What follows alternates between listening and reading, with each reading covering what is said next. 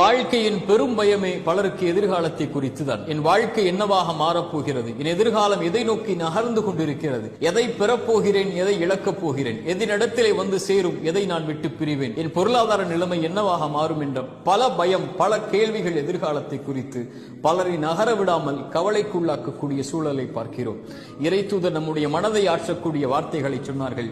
எந்த ஒரு ஆத்மாவும் இந்த உலகத்திலிருந்து மரணித்து விடாது, அதனுடைய வாழ்வாதாரத்தை முழுமையாக்காமல் எனக்கும் உங்களுக்கும் எழுதப்பட்ட கடைசி சொட்டு தண்ணீரை நானும் நீங்களும் அருந்தாமல் இந்த உலகத்தில் இருந்து பிரிந்து விட மாட்டோம். நமக்காக எழுதப்பட்டதை நாம் அடைந்தே தீர்வோம். நம்மிடத்திலிருந்து யாரும் பறித்து விட முடியாது. இறைவனால் முடிவு செய்யப்பட்ட பாதையில் ஏன் பயம் நகர்வதற்கு, ஏன் கவலை? நடப்பவை நடந்தே தீரும். இறைவன் இதை துவங்கும் போது நம்மோடு தான் இருந்தான், முடியும் வரை நம்மோடு தான் இருப்பான். நடப்பவை, அமைக்கப்பட்டவை நம்முடைய பாதையில் நலவாகவே அமைக்கப்பட்டிருக்கிறது என்ற நம்பிக்கையில் முன்னேறுங்கள். இறைவன்